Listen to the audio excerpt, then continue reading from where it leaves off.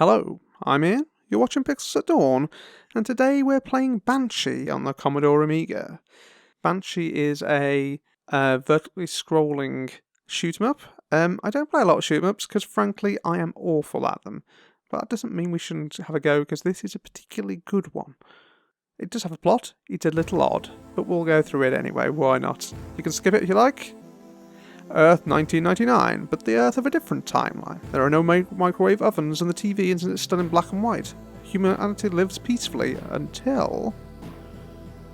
Blardax Maldrir, the evil ruler of the Styx Empire, has an exquisitely evil idea. Wouldn't it be great if you could take over good old planet Earth?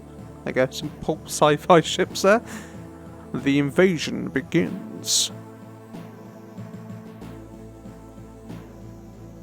And only one man stands in the way of Blardax's relentless lust for world domination. His name, Sven Svardensvart. Of course. Sven has good reason to hate the Styx invaders. His father was murdered by them for refusing to invent the microwave oven. Of course, of course. It's a nice hat you got there. Sven escapes to the last free place on Earth and swiftly invents an incredible flying machine with big guns and rockets and things. Thus begins his one-man rebellion against the exquisitely evil technological might of the Styx invaders. Dear God.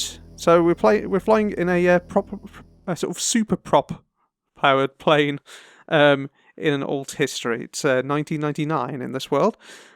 This is a game by Core Design. You may know them from the old Tomb Raider series before that became IDOS.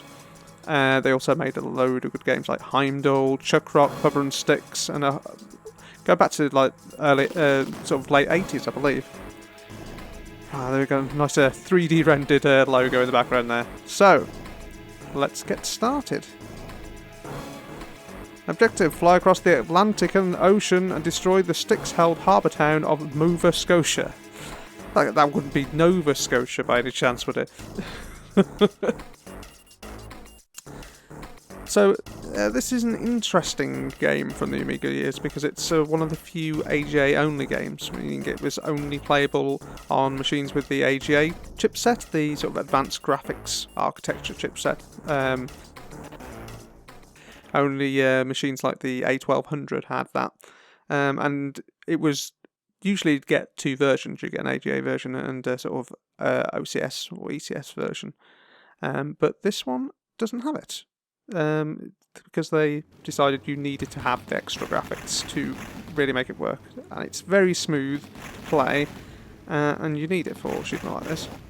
So you get power-ups you can pick up, and you can shoot them to sort of flip them around. You'll get an offensive or a defensive choice of power-up. So anyone who knows their games might see this as being a little familiar. Yeah, it's very heavily inspired by 1942, and its excellent sequel 1943, because you've got your biplanes and stuff like that, but it's definitely a different kind of biplane, or prop-powered plane anyway.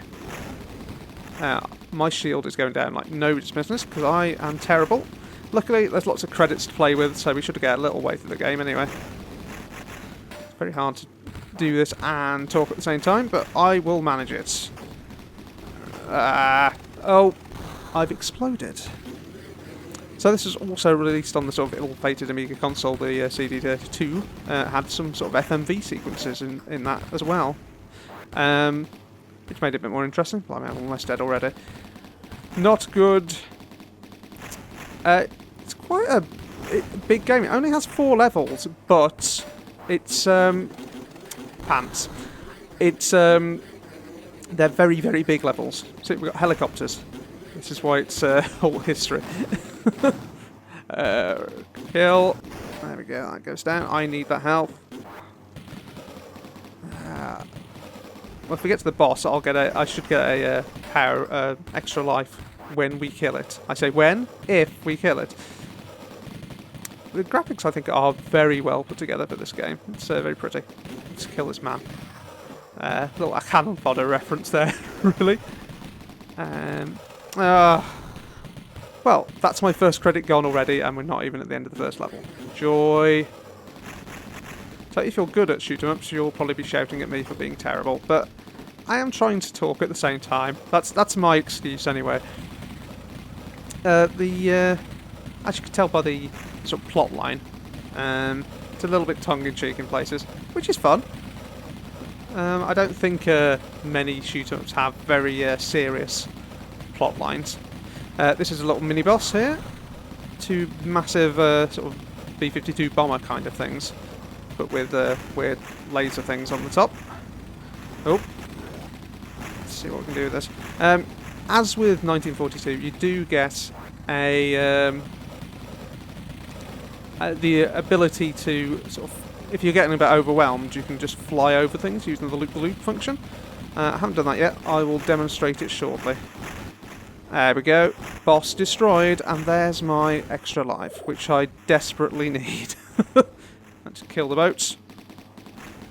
They will shoot back, but I'm not going to let them. Helicopters. I think I'm doing it okay. Not too terrible. Get some different bullet types. There's a lot of competition for shoot-em-ups at the time this came out, which was 1994.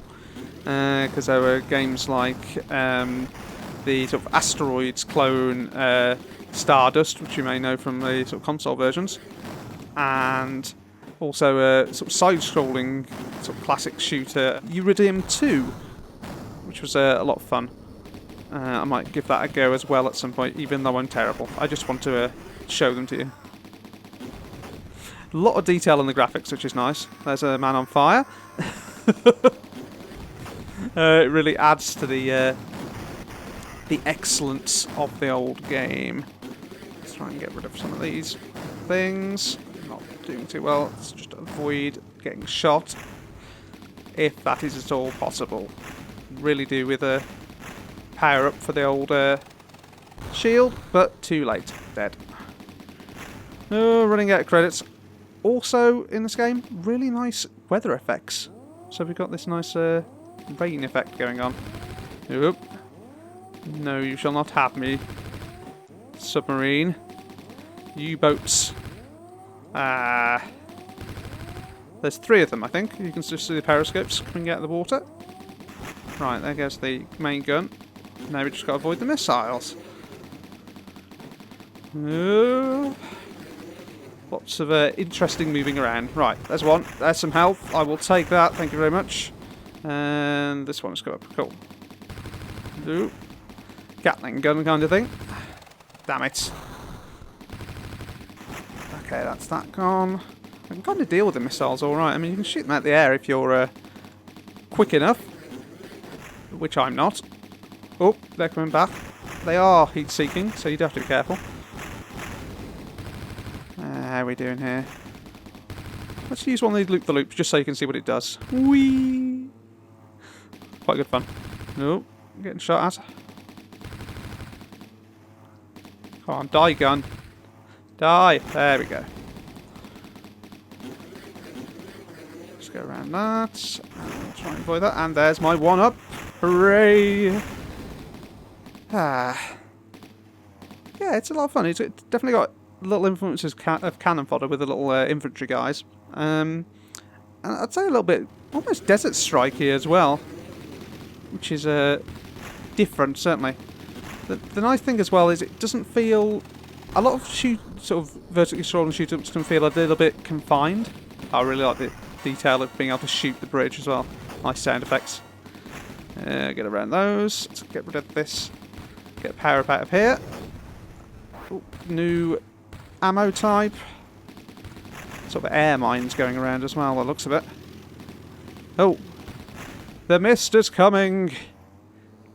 So the way they programmed this, they sort of limited the amount of sort of bits they used to do the graphics. So 64 colour graphics for the sprites, which meant they could use the other bit planes for these nice graphical weather effects, which is cool.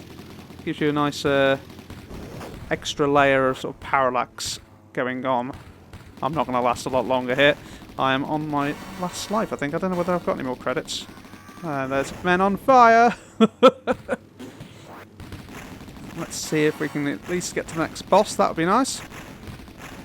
There we go. Shoot those.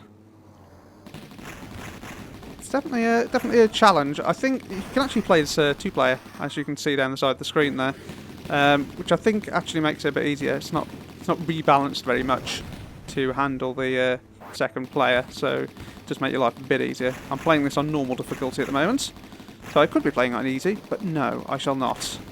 I shall take on the challenge of dying horribly. There we go. Oh, I do have 1 credit left. Good. We shall keep going. The fog has cleared. And we are moving onwards. As I say, it's a pretty nice looking game, but then it is AGA graphics, which definitely adds a lot to your Amiga graphical experience. Get through these guys. That. But yeah, as I was saying before, it doesn't feel as confined as a lot of vertically scrolling shooters can, because it gives you you can actually move to the left and right a bit more, so you've got about a screen and a half's worth of movement. You can avoid some enemies, and you can you've got that feeling of being able to sort of move around a much bigger playfield, which is nice. The actual UI itself gives me a sort of a Chaos Engine vibe. I think you can see what I mean by that. I guess it's the sort of almost, it's not steampunky, but almost steampunky kind of feel to the old universe. Kill him. Tank. I do like we can just shoot down tanks, but that's because it's a super souped up Banshee plane. So it's got sort of special weapons rather than just normal bullets. Let's try and shoot this guy down. There you go, he's dead. Oh, and there's maybe some power-ups. Shoot the infantry. How are we doing? 1 life and not a lot of shield. Oh, an armoured train. Kill it. Cool. That's cool. I like that. It does have really nice sort of steampunky graphics. But I don't know whether you call it steampunk or not. It's kind of, I don't know. There's not really steam involved, so it's not steampunk. It's kind of, it is all history. It's kind of super old tech. I don't know. Someone can come up with a better punk for it than I can. Old-tech-punk. Right, get rid of that guy. I do like that sometimes the actual environment can block you as well, like we saw earlier on with the bridge that was blocking the shots and making the extra nice sound effects. No, you shall not shoot me. You are just a man on a machine gun. This is not allowed. Oh, but you guys seem to have RPGs, and we won't be having that. Thank you very much. Kill the man. Oh, I'm down. And there we fade to a sepia tone. Game over. Well, that was good. I enjoyed that. I haven't played a lot of that game, primarily because I am not good at vertically scrolling shooters, but I would definitely give that another go. It's good fun. Definitely one of the better shooters from that era. Oh, I can actually put in my high score. Let's do that. Pixels at dawn. It suddenly goes into caps for no reason. Dawn. That actually fits on the board for a change. That's nice. And there we go, ladies and gentlemen, is Banshee.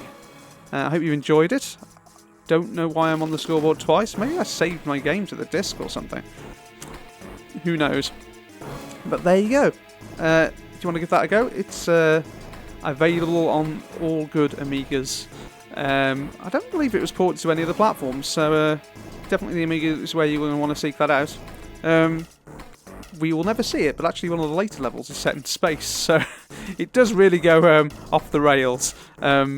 And if you're good enough, you can get to see it. And I wish you the best of luck. Or you can look at somebody doing a full playthrough on YouTube, which is probably the easier option. Well, thanks for joining me. I've been Ian. You've been watching Pixels at Dawn, and we'll be flying around in the depths of space next time. I don't know. See ya. Bye.